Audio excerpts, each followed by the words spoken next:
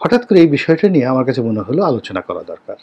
এর কারণ হলো ক্ষমতার যে স্টিয়ারিং সেটা যেভাবেই হোক না কেন তার হাতে রয়েছে। ফলে এই স্টিয়ারিং যদি তিনি মেজাজ গরম করে ভিন্ন পথে নিয়ে যান তাহলে পুরো দেশ খাদের মধ্যে পড়ে যাবে।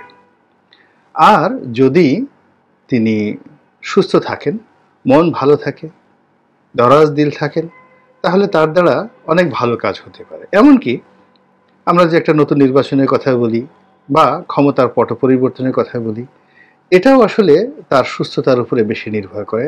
সে যদি অতিমাত্রায় আত্মবিশ্বাসী হয়ে পড়েন বা তিনি যদি খুব হ্যাপি হয়ে পড়েন বা তার কাছে যদি একটা আত্মোপলব্ধি হয় যে আল্লাহ তোমার আসন প্রতিষ্ঠা করব, ভালো কিছু করব, এরকম আত্মোপলব্ধির ফলে তার দ্বারা যে রাজনৈতিক যে পরিবর্তন এই মুহূর্তে রাতারাতি সম্ভব, এটি এই মুহূর্তে আন্দোলন করা সম্ভব নয়। এর কারণ হলো আন্দোলনের পথগুলো সব বন্ধ হয়ে গিয়েছে, আর বিরোধী দলগুলো একেবারে দুর্বল হয়ে পড়েছে এবং সমস্ত ক্ষমতাটা আসলে এখন গণভবনে চলে গেছে। ফলে তার ওই দপ্তর থেকে চূড়ান্ত কোনো কিছু না আসা পর্যন্ত আসলে সবকিছু আল্লাহর উপর নির্ভর করছে আর পরিবেশ পরিস্থিতির উপর নির্ভর করছে।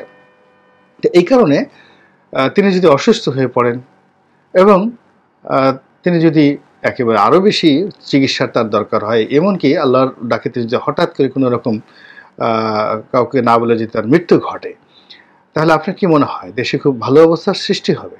অবশ্যই না। পুরো দেশে রীতিমতো সিভিল ওয়ার শুরু হয়ে সবাই জয় হাসিনা, জয় বঙ্গবন্ধু, জয় বাংলা বলছে, কিন্তু তলে তলে আমার শালা কেন এমপি হলো না, আমার দুলাভাই কেন মন্ত্রী হলো না, অমুক কেন উপজেলা চেয়ারম্যান হলো না, দল কেন একে দিল না, এটা নিয়ে কিন্তু শাসক দলের মধ্যে যথেষ্ট বিভেদ এবং বিসংবাদ রয়েছে। আমরা এগুলো আন্দাজ করতে পারছি, কিন্তু এগুলো যে কতটা ভয়াবহ এটি প্রধানমন্ত্রী বুঝতে পারেন এই উপজেলা নির্বাচনের সময়। 2 নম্বর হলো তিনি যে কাজগুলো করেছেন প্রতিপক্ষকে ঠেঙানো, এরপরে এই যে 3টি নির্বাচন, দামি নির্বাচন, রাতের ভোটে নির্বাচন, বিনা প্রতিদ্বন্দ্ব নির্বাচন, এই নির্বাচনগুলো করানোর জন্য তাকে একটা বাহিনী তৈরি করতে হয়েছে প্রশাসনের মধ্যে। আর এই বাহিনীর যারা লোকজন, মূলত প্রধানমন্ত্রী তাদেরকে স্নেহ করে পদ পদবিতে বসিয়েছেন, কিন্তু তারা এখানে দুটো ভিন্ন মতাদর্শে কাজ করেছে।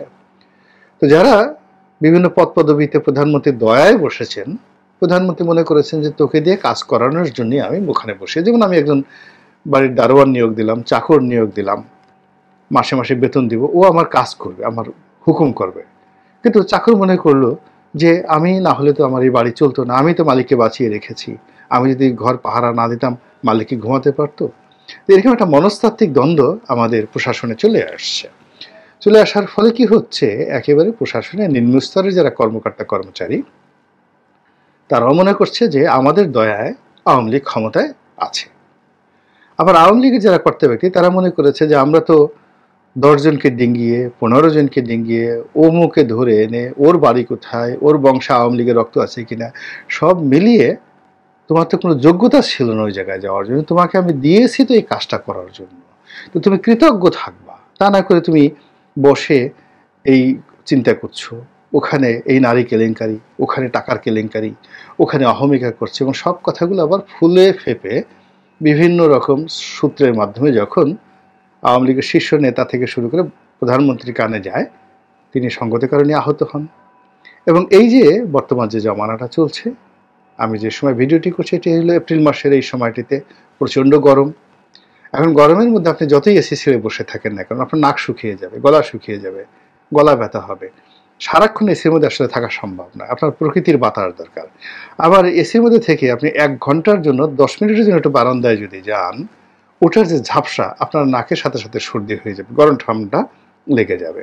তো প্রকৃতি যখন বিরূপ থাকে আপনি বাইরেও যেতে পারছেন না, ঘরের মধ্যে থাকতে পারছেন না, এবং আপনার ঘরে ফ্রিজ ভরি খাবার আছে, ভালো পোশাক আশাক আছে, কিন্তু প্রকৃতি সেটা ঠান্ডা হোক বা গরম হোক খুব চরম পর্যায়ে চলে গেলে কখনই আপনি ভালো থাকতে পারবেন না। তো এখন যে অবস্থা রয়েছে, এখন আপনি বাংলাদেশ কেন পৃথিবীর কোনো লোকই এই অবস্থার মধ্যে ভালো থাকতে পারে না। কোনো এয়ার কন্ডিশন এখন পর্যন্ত আবিষ্কার হয়নি যেখানে এক নাগারে 24 ঘন্টা একটা মানুষ থাকলে সে সুস্থ থাকতে পারে। আপনার নাক শুকিয়ে যাবে, চামড়া শুকিয়ে যাবে, ঠোঁট শুকিয়ে যাবে।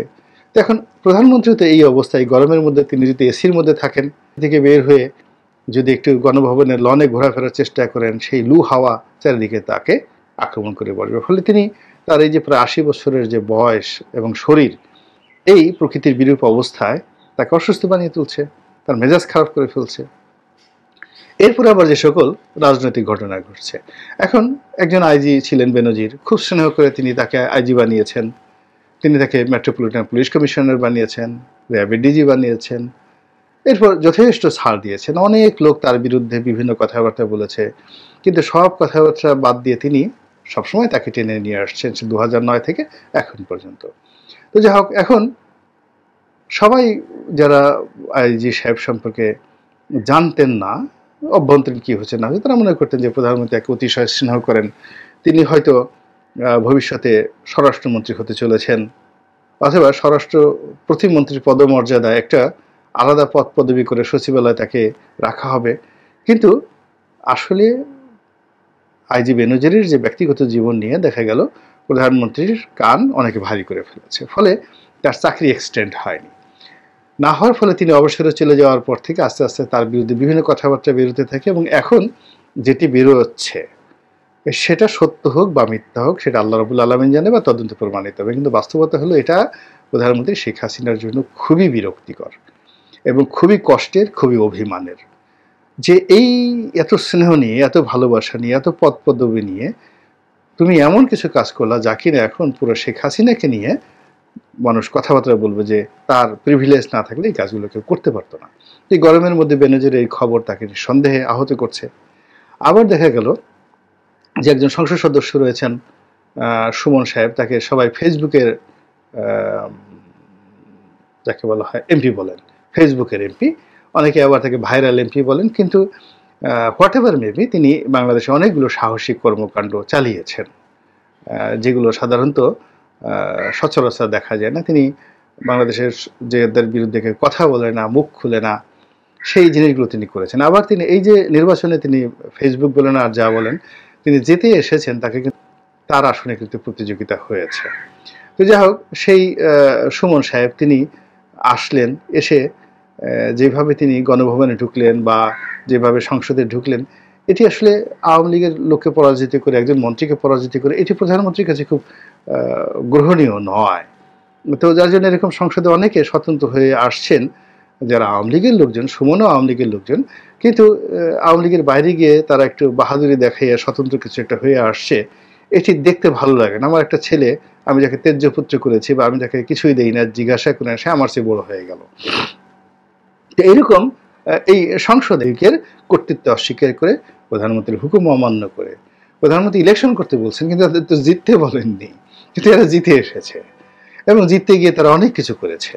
তো এটি যখনই তিনি প্রধানমন্ত্রী হিসেবে সংসদে বসেন, এদের চেহারা সুরতের দিকে তাকান, তার মন ভালো লাগে না। আবার এই যারা আসছেন এদের মধ্যে অনেকে কেউ বিরোধী দলীয় নেতা হতে চান, যেমন থাকার কথা না। আবার ব্যারিস্টার সুমন এইভাবে পাশ করে আসলো, আসার পর সে একের পর এখন শুধু এই কাজ করে যাচ্ছে, আবার এই বেনজির বিরুদ্ধে সে চিঠিপত্র দিয়ে ঘোলাটে করে ফেলেছে। তো এই সব মিলিয়ে যে সার্বিক অবস্থা, সেই অবস্থার সঙ্গে যদি এখন চলমান এই গরম ধরেন, সেই গরমের মধ্যে প্রধানমন্ত্রীর মন কেমন আছে, মানসিকতা কেমন আছে, তার শরীর কেমন আছে, এই বিষয়গুলো অন্য কেউ চিন্তা করুক আর না করুক, আমি কিন্তু চিন্তা না করে